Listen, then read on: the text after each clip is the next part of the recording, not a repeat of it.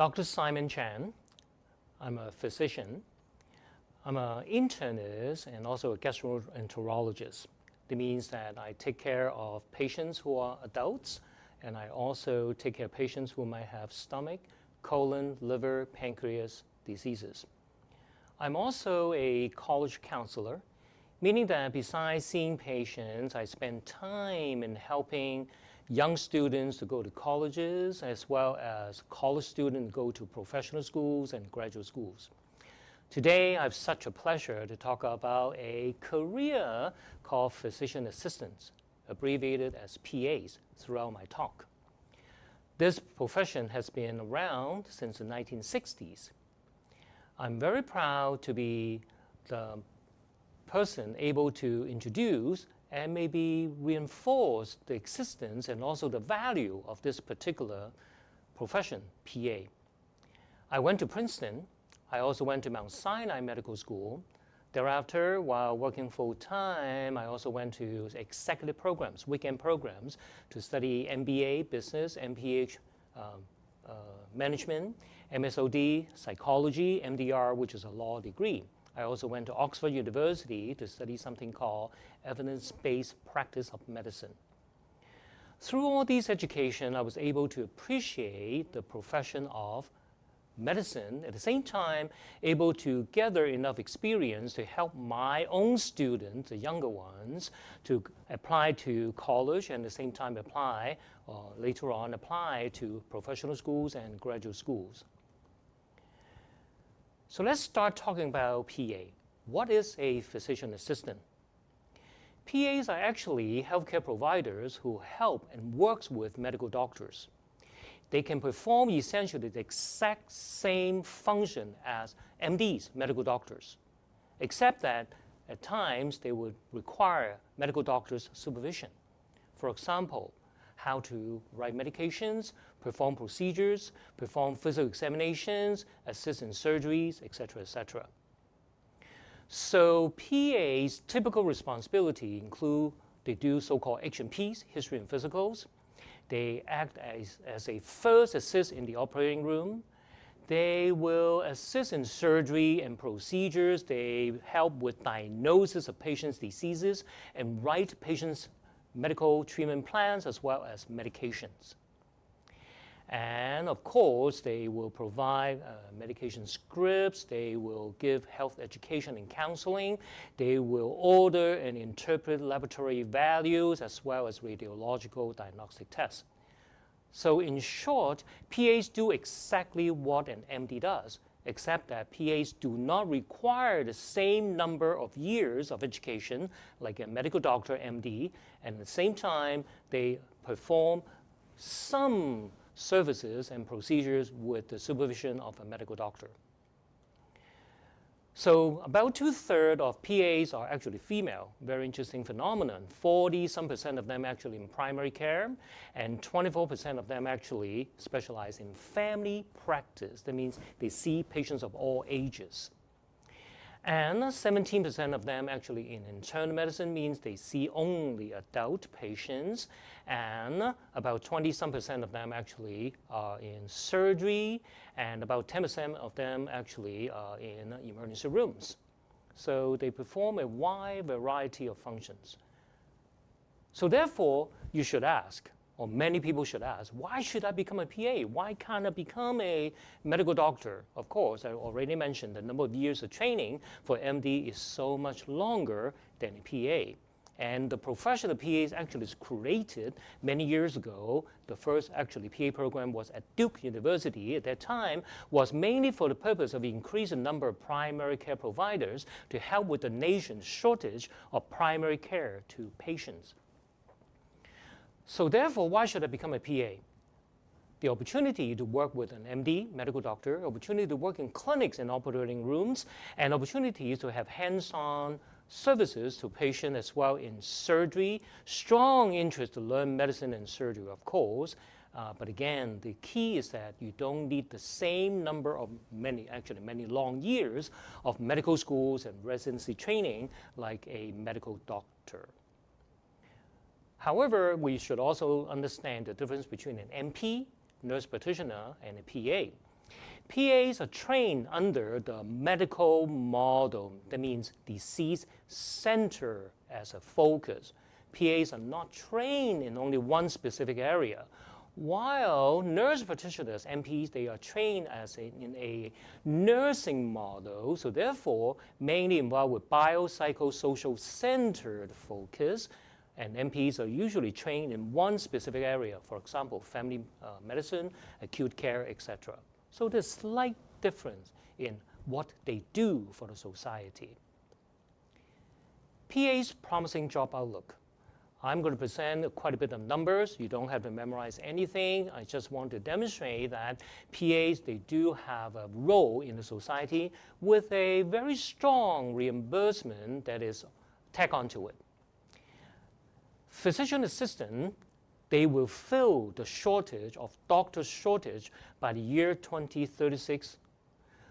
We will have approximately 86,000 doctors shortage.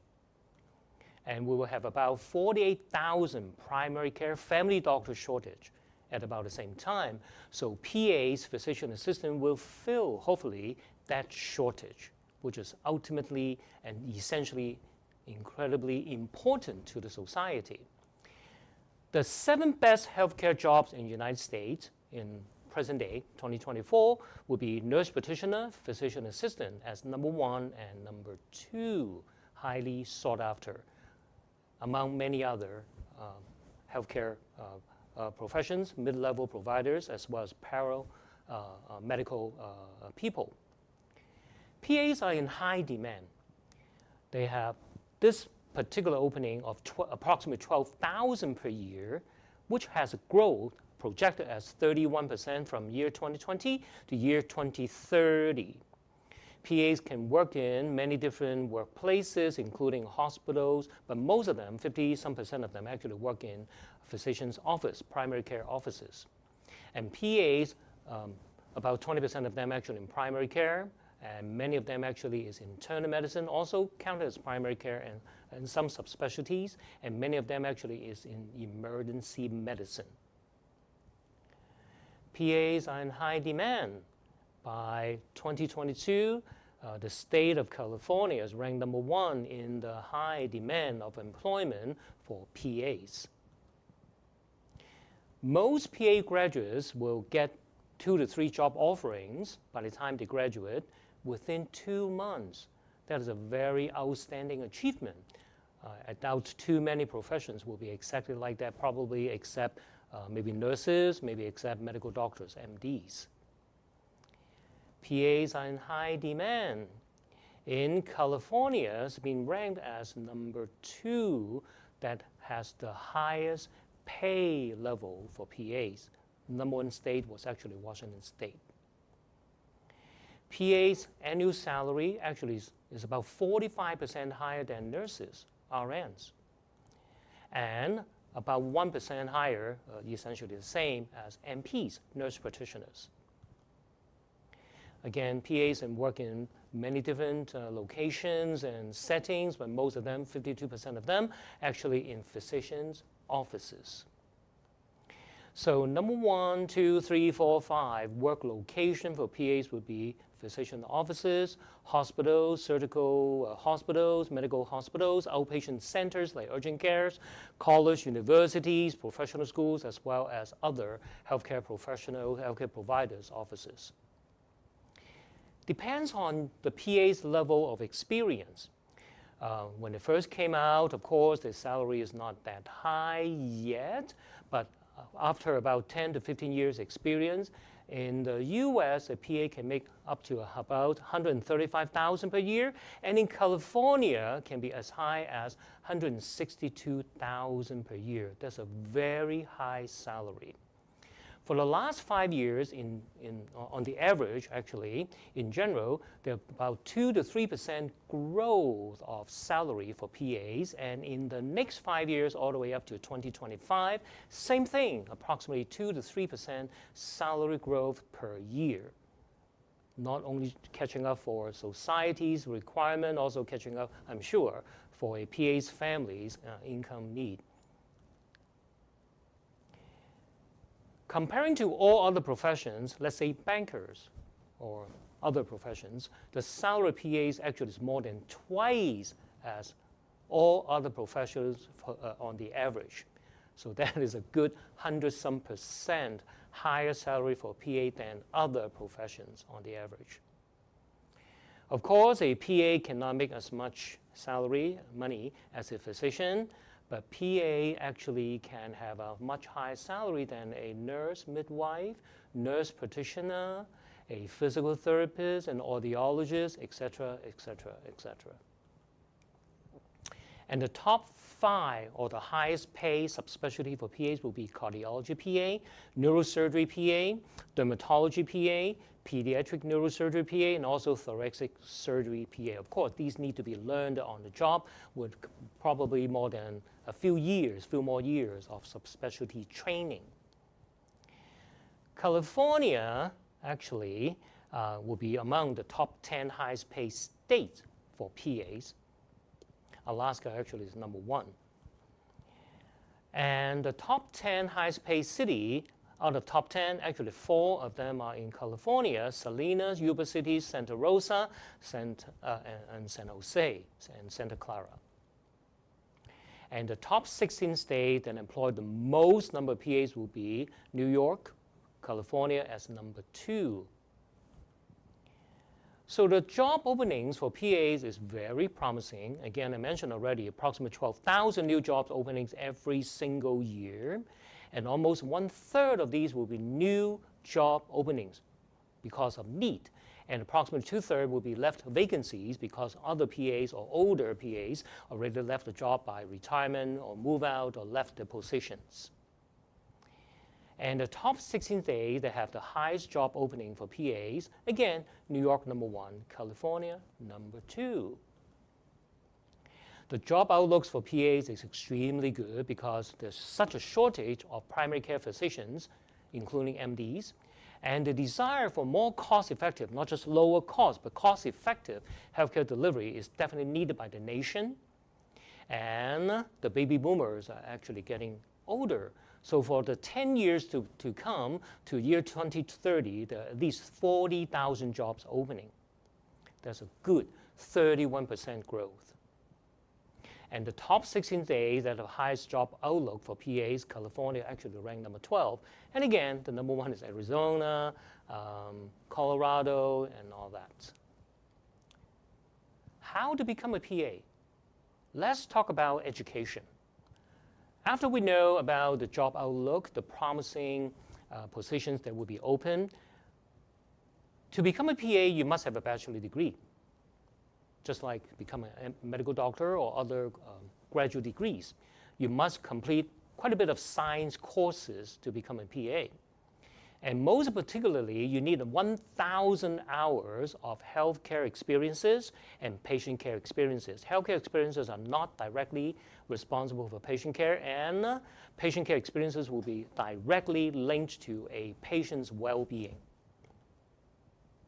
Application, you will use something called CASPA, C-A-S-P-A, and include your transcript, your recommendation letter, usually 3 of them, and your list of 1,000 hours of experiences in healthcare and patient care, and also a personal statement of approximately 5,000 characters, which is a very tough essay to write because 5,000 characters is approximately 800 words, and you cannot only just talk about yourself, you need to talk about your future aspiration and your commitment to the society as a PA.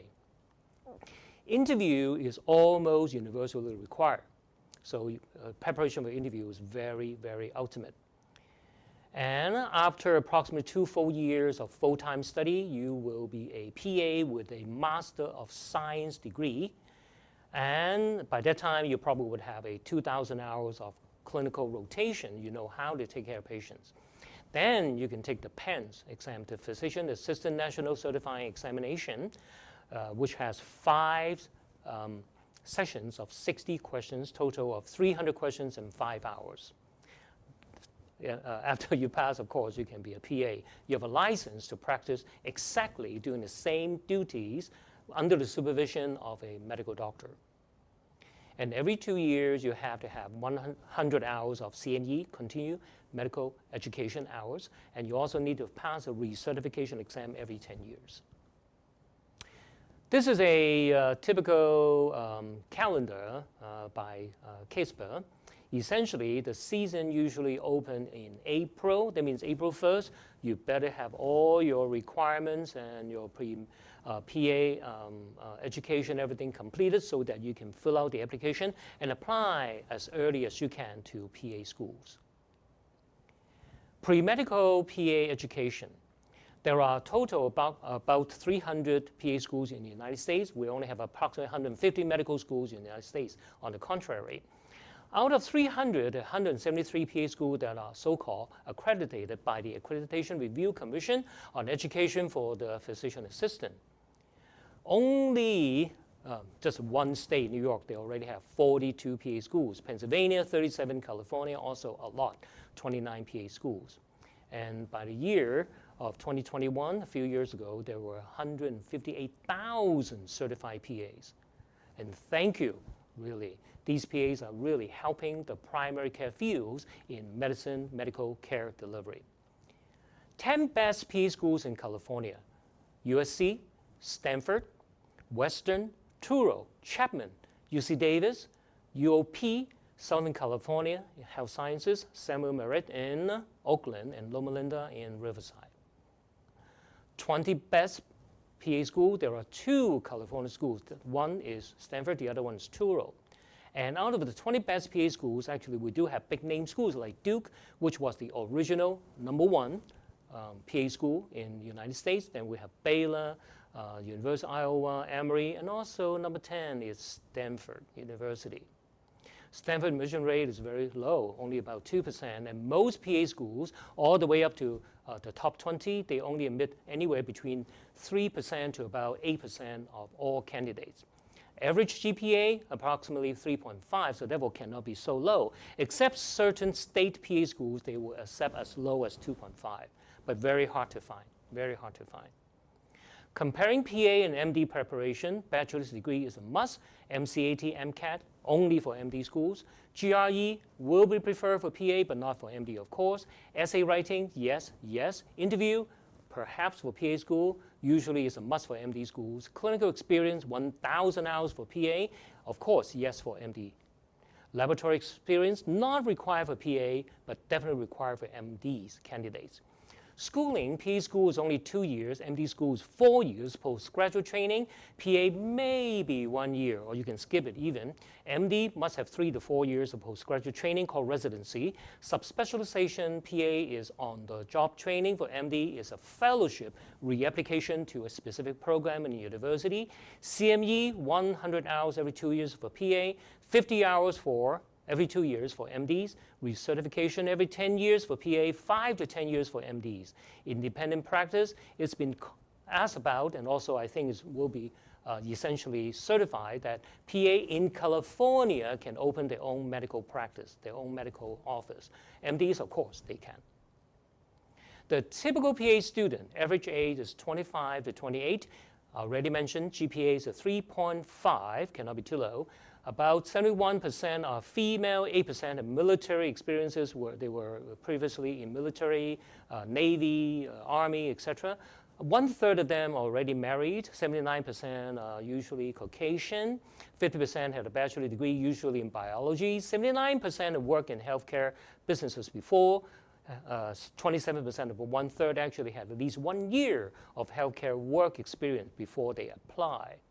70% of them were EMTs, emergency medical technicians. 18% were MAs, medical assistants. 40% applied to only 1 PA school. 31% applied to more than 4 PA schools. And 83%, actually it's a big number, were accepted to at least 1 PA program on the first application round. So it's very promising. If you are really committed to become a PA, you will be able to become a PA. 44% will work in primary care, 37% will work in emergency, and 33% will be in surgery specialties.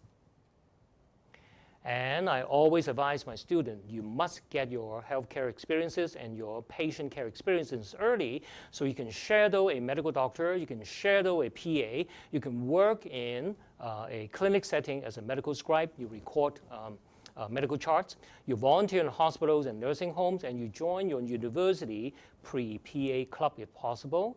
And I always recommend them they should take an EMT certificate. They should also take first aid or CPR courses, or take at least how to draw blood phlebotomy course. My advice for my students to be successfully get into a PA school winning admission strategy. This is for MD, not for PA. Medical doctors, pre-PA, pre-MD experience must have clinical, they must have laboratory research experience, and they must be expert in certain diseases. But for PA, you don't need that.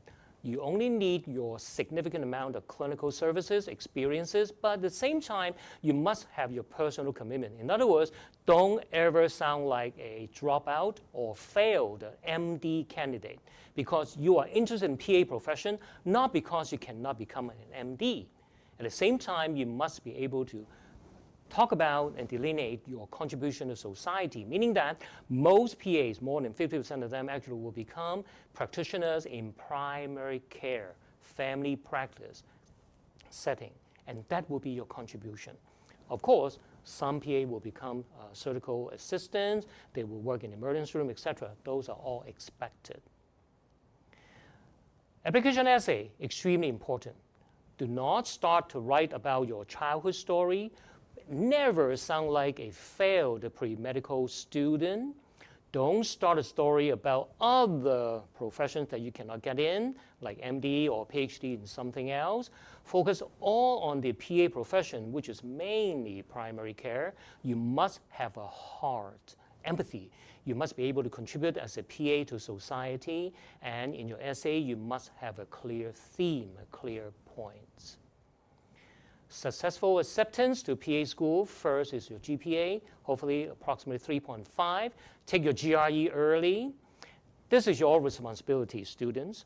My help to you would be to help you to craft and to find the clinical service experiences, patient care experiences, and clinical patient experiences. Your personal commitment needs to be incredibly clear, and your healthcare contribution to the society need to be very clear. This will be my contribution and my counseling for you.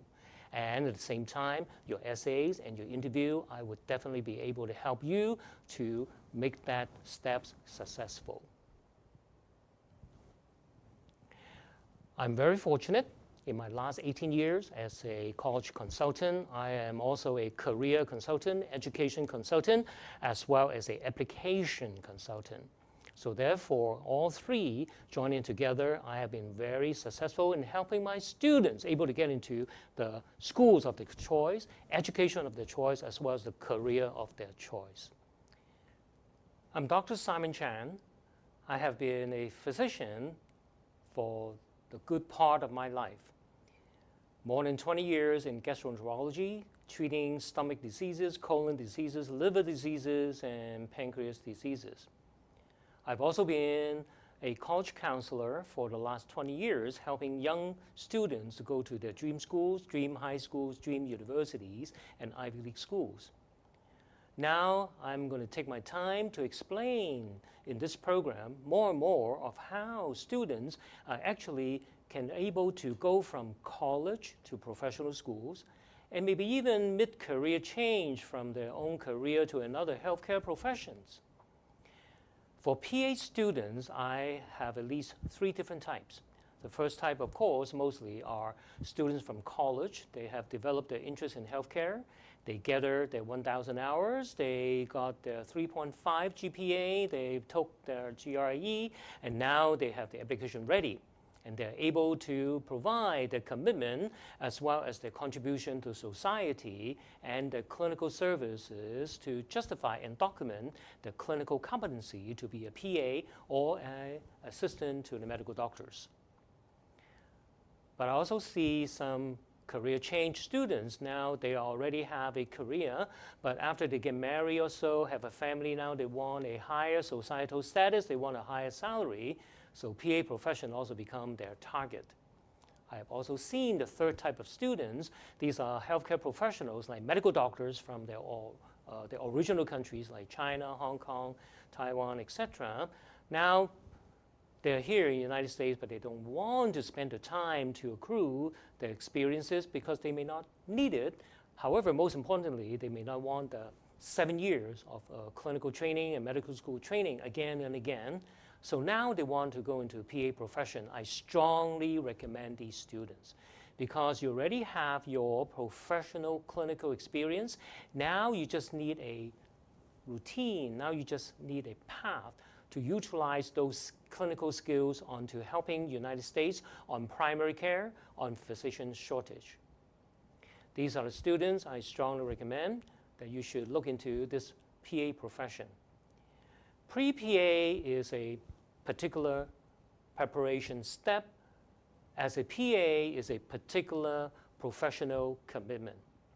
It doesn't matter where you come from, it doesn't matter how you came from, it doesn't matter how you are able to conquer the many difficulties and challenges. My students, I'm proud to say, they all have 100% admission success.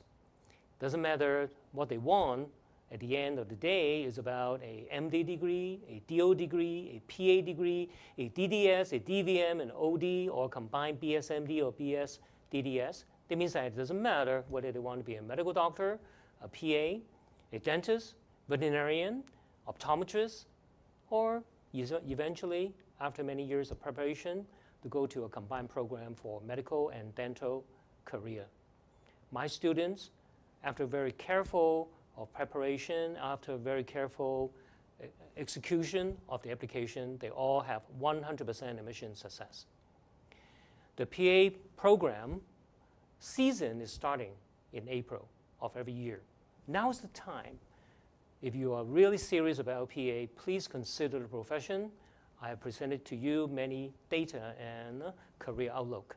I have presented to you the many steps in becoming a PA. I certainly hope that you will be able to capture the opportunity.